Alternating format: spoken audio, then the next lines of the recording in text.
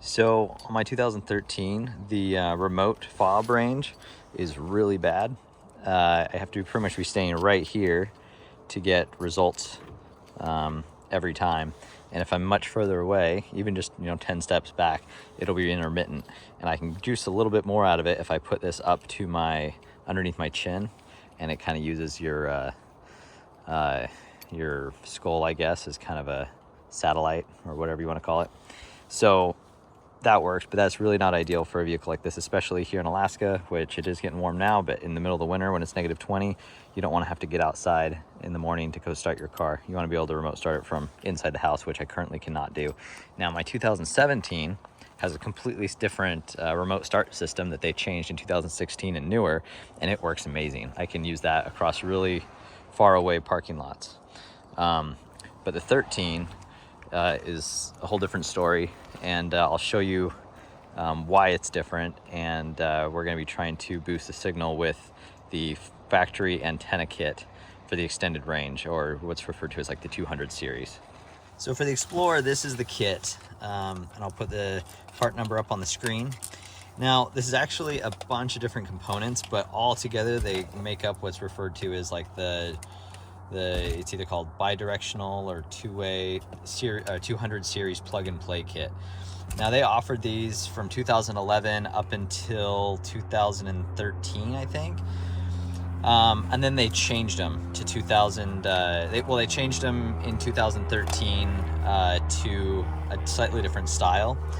The pre-2000 or up till 2013, they used that TPMS as the spot where this intermediary cable plugs into, and then after that they made them that they went into the OBD2 instead. But it's essentially the same kit, it's just that where this plugs into is different. So it really depends which one you find. Now, the real unfortunate thing is that these kits are getting harder to find, because they used to have just one big kit, and it has the perimeter alarm and like the little light and this long range antenna and the remote start key fob and all that in one kit. But then later on they discontinued the plug-and-play kit, and they made it so you had to buy each component separately. And I think you can buy a lot of these components separately still from the factory, but you can't buy the entire kits. Now, I did find someone on eBay who is selling these kits where they used to be like 300 bucks from the factory. I think I bought this kit for like 46 bucks. So I'll throw the link up. As far as I know, they only had like 10 for sale, so kind of first come, first serve, I guess. But you should be able to, with the part number, you may be able to track down a similar kit. Okay, so into the nitty gritty of what comes with it. This is the meat of it. This is the module, the remote start control module. And then with it has this really long harness. This is what we're gonna mount up by our mirror. And this is gonna go through our pillars. And then this is the shock sensor. And what this is it's just really sensitive to vibrations. In fact, if you hit it, you can feel like a spring or something in there vibrating around. And there's a sensitivity knob. And so pretty much this is if the car detects impacts, whether it's someone hitting on the door, pulling aggressively on the door handle, this can set it off. And you can adjust the sensitivity of this. That will set the alarm off. Then it's got this little LED light that you can hook up that shows when the system is armed. And then it's got this button right here that will actually tell you. It kind of goes into a programming mode, and it's kind of like reading engine codes, but just for the remote or the alarm system. And when you push this, the car will honk, and the number of times the car honks will tell you for what reason the alarm was set off, whether it was from someone pulling on the doors, like opening the door, or from an impact or whatever. And all of that is in this owner's manual. However, this owner's manual does not tell you anything how to install this kit. So I found a guide online, but it's a little different. This kit has this blue wire exposed, and I can't find any documentation of where this blue wire splices into. So hopefully it's not necessary for what we're doing. Now, I am not going to be activating the actual remote start or the alarm. I don't really feel the need for it, and I feel like it's just going to wake my neighbors up every time I try to go to get into my car. So I'm going to install it all in case me or a future owner wants to turn it on, but I'm not going to go into Forscan and enable it. But if you wanted to, you go into body control module and turn on the perimeter alarm, and you'd be good to go. So we are going to take all this and get going. Now, the last thing I want to mention is that if this kit is compatible with all those other vehicles I mentioned. So F-150, Edge, Flex. But if you get the kit, the plug and play kit for those ones, it does come with one of these, a factory, like an OEM version of this. While editing this video, I realized I did a really bad job here of explaining the kits and the components and exactly what I'm talking about at this moment. So the kit you see in the background is everything that comes with the 200 series kit, and this little bar module that I'm holding in my left hand here is not part of that kit, and I failed to distinguish the two. What I'm holding is a $20 knockoff antenna, remote start antenna for an F-150, and these were used in a lot of other Ford vehicles that did not come with remote start antennas. And you would buy this and you would plug it into that same TPMS like you can find in the Explorers as well. And then you would enable it in Forscan and you would have remote start capabilities. However, the Explorer already has an integrated antenna built in to the TPMS module.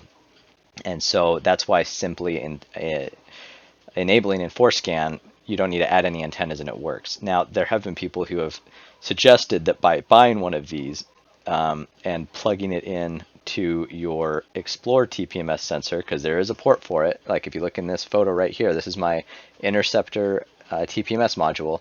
The blue circle is where it plugs into the body harness, and it's also where we're going to plug in our intermediary T harness in a minute. And then the red circle is where there's a plug that is meant for this bar antenna. And so people have suggested that if you buy one of these bar antennas and plug it into the module, that it should boost the range and the signal so you don't have to stand right next to your Explorer. I've been playing around with this and I cannot find any improvement by using this antenna. Now, the exception or the disclaimer here is that this is a cheap Chinese knockoff that I've been using. Maybe using an OEM would be better, but I thought that I would at least see a little bit of improvement even using the Chinese one, and I didn't. So if you have contrary information, please post it up below. But if you look at the diagrams in the instructions for this plug and play kit, there's no mention of needing one of these on the Explorer when you look at the components list. But if you look at the components list for Edge and F-150, they do mention needing one of these bar antennas. So that leads me to believe that these are completely irrelevant for Explorers, and even if you plug one in, it won't do anything. So throughout the rest of this video, you might hear me make mention of this bar antenna, and I go to plug it in, and I mount it up anyway. I have since realized that that's completely irrelevant, and so you can just disregard that. So I apologize for the confusion, and now we'll get back to the video. This right here is the antenna module for the remote access, keyless entry, and it also doubles as for the TPMS, so your tire pressure monitor sensors that lets you know if your air pressure is low. So on the 2011 to 15 Explorers, you'll have one of these. On the 17, they either relocated them or got rid of them altogether and do it all through the body control module. I'm not exactly sure which, because on my 2017, so 16 to 19, I couldn't find one of these, and I stripped the whole interior and I never came across it. So I believe this is specific to the earlier models. They also had these on like F-150s, so the 12th generation F-150s, and Ford Edge and Flex have these, but they're on the rear quarter panel instead. And in the F-150, they're in the glove box, up above the glove box. So anyway, pretty much if you have the Interceptor utility, I've already done my center console swap, but there's a normal Interceptor has a panel that goes down here to the floor, and this is usually somewhere behind there, sometimes either bolted to it or tucked up somewhere else or zip tied in, just depends on what the upfitters did with it. So, and then it's got this plug you know, I rerouted mine to this left-hand side so it's easier to get to. And this plug right here is what it's normally plugged into. If you have a regular Explorer, you pull off this whole panel. It's just held on with clips. You get behind here and pop the clips off. And back behind here is going to be the module, the TPMS module. So if this module is unplugged, the remote keyless access doesn't work at all. So now we know what this looks like and where you can find it. So if we come on the passenger side, the manual says to install all these components in the glove box area. That's where there's the most access and space. So to drop the glove box, we are going to disconnect this little tether right here, which just slides up like that. That's kind of the hydraulic, so this isn't so loose. But what's really important before you really try to pull this thing is that you remove these white clips or these white pins. In fact, I might be missing one on this side because, oh, there it is. So if you don't remove those, they'll break your glove box when you try to open it. And that is really common on these, and it's one of the reasons why these glove boxes are so expensive, is because at some point or another, someone went to go change the cabin air filter and popped these clips out. Now, they're not that hard to remove. You just gotta find them.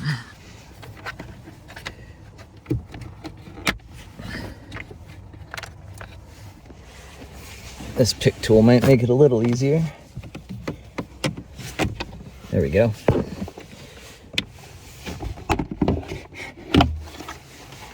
So with this glove box removed, I'll show you a little bit better how this pin works.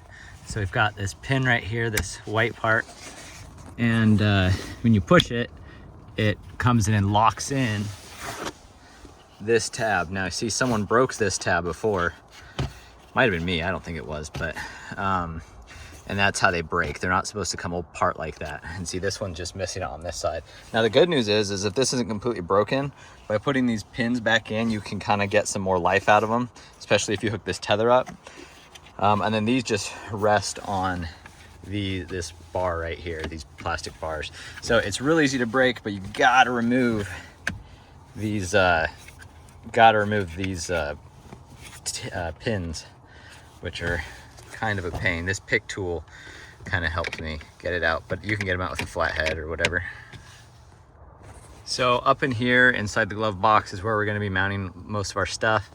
Now we're going to want to kind of keep it out of the way of, first off, this is where we change our air filter, so we're going to want to keep it out of there. I'm missing my cover for it. And then also the glove box obviously folds up into here, so we're going to probably try to do it more off to the left side here, and that should be out of the way. So let's go ahead and get started with that. So I'm thinking we're gonna put our module propped up in here. Something like that, just behind where it's not out of the way for the air filter. But I'll fasten that up after I run my wires. So the first thing we're gonna do is take, these are intermediary or T-harness is what they're called. And I'm gonna tuck these back behind.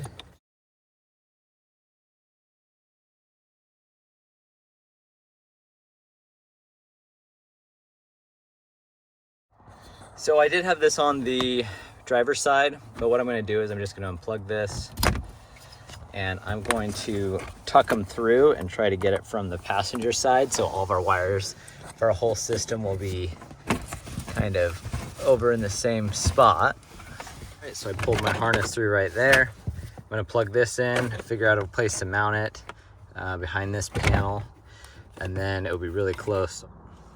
Okay, so I guess before I plug that in, I'll show you what we're doing with this. So this is the plug that is going into our box here. And we're plugging in one end of the T-harness into there. And then the other end plugs into where the module, the TPMS module, would have normally been plugged into. So now we can tuck this away, and all we have to work with is this. Now, because I already have because I already have this antenna, I already paid for it and I have it, so I might as well just go ahead and use it. Like I said, I don't think it's actually going to make any difference, but I'll just plug it in and maybe it'll make the slightest bit of improvement, but otherwise it's just going to sit on my shelf, so might as well sit in here. So I can tuck this back away, but I'll do that last. And then I don't really need these bundles with all these stuff for the alarm, so I'll just bundle these up and tuck them away. I will install this shock sensor, but the most important thing is that we need to install this antenna. So I'm gonna go ahead and route that, and I'll just leave this all sitting on the floor for now. So to route this wire, we're gonna go up the A-pillar. So you pop these two little rubber plugs out, and they're just two 7mm screws. They might normally be 8mm, and I just accidentally put 7s in instead, but they're 7 or 8s. Mine were 7.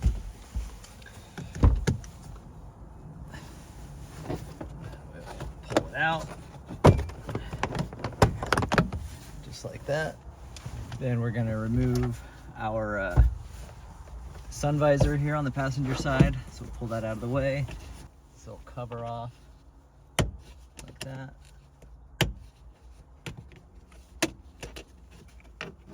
Slide it out of the way. I think they're T20s. Yep. T20. And we'll also remove this one right here. And now we've got enough of a pull down that we can run our wires.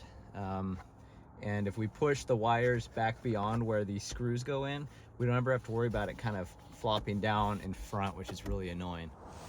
Now I'm gonna pull this panel off so we have more access to feed our wire through.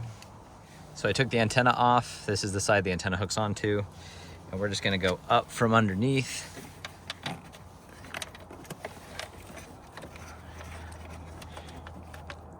Pull it out here.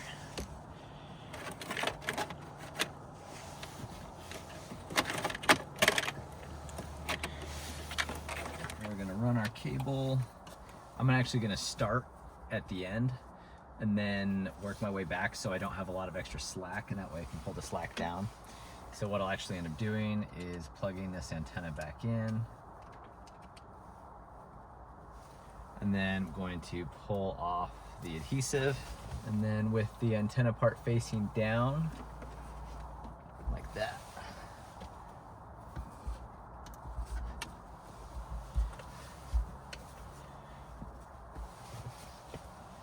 That looks pretty centered. So now we're gonna push this all the way up here. Once again, I wanna get this wire behind this hole so it can't kind of escape. And we'll do the same thing with these.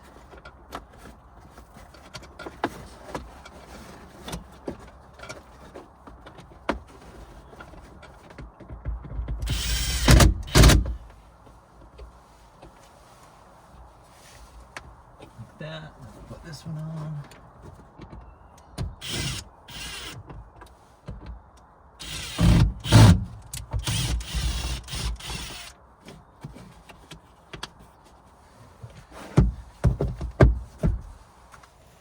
Anytime you're running wires along these airbags, so for example, I ran the backup camera cable here, and then there's also already this cable from the, or this hose for the washer fluid.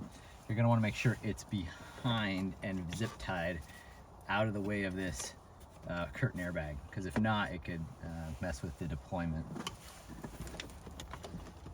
So there, that's kind of what you want right there. It's not super pretty, but at least it's up behind or on top of the airbag. You definitely don't want it hanging down here anywhere. So just like that, and I have it going down there, and then coming through here, and then we can do the rest from underneath. So aside from putting the glove box back on, which I'll do after I've verified everything works, I've got everything routed. What I ended up doing is putting the module just right back here, directly on the side of the air filter, so I should be able to get the air filter in. It's gonna be tight, but And then there's a little support bar, just like this one, but back there, that I was able to zip tie this onto. And you want to zip tie this really tight if you're going to be using the shock sensor. That way that it really absorbs all of the vibrations and stuff. And then I was able to run, you know, like I said, I don't think it's gonna do anything, but that little rectangular antenna, I ran the wire here, and I have it just right back here. And this way I can get to it real easy just by removing this panel. If I find out, or if I come across an OEM one, and I can test it to see if it works any better. This way I don't have to really take my glove box back off. And it's not really fastened in yet. It might make rattling noises, but I might experiment with unplugging it and plugging it back in and seeing what works. So that's just kind of a temporary thing for now. And then all the extra wires, I just tucked back up in here because there's a lot of space in here. And I didn't want anything in the way of the glove box. And so that's the way we have it. The dial for the shock sensor is right here. If I need to get to it, it's tight, but I can get to it if I need to. In order for this to work, you are going to need a hood switch. And so I go over this on how to do it in my other remote start video. And that also tells you how to turn it on in Forscan, which you're gonna have to do as well. So go look at that video, I'll link it in the description. But if you do not have this harness that the hood switch plugs into, first off, you're gonna need to go buy the hood switch, but if you don't have just this harness plugged into the dummy switch under here, you can buy this harness, and it has two wires. One is just a ground that you can ground anywhere. The other one goes all the way. It's a single wire that goes to the body control module, and you just gotta find the pin that it plugs into. So that is a prerequisite, and then also turning it on in Forscan, but you can go look at my other video for that part. So the way to start is you just push the circle button here twice, and then it locks, and then when it beeps twice like that, it lets you know the car started. So, and I believe that it has a, let's see what it says in the book. It'll flash a certain amount of times if it doesn't have contact with the car. So I didn't memorize all these yet, but it is nice because it gives you that feedback. So if you're like in an office building or something and you want to know if it'll work from your desk, it'll tell you if the car started or not. So it has this in this manual that comes with the kit. All right, so I'm out here, wanting to get a really nice long distance test. So there's the car way down there. I'm not exactly sure how far away it is. So we're gonna do the quick test to see if this is gonna reach.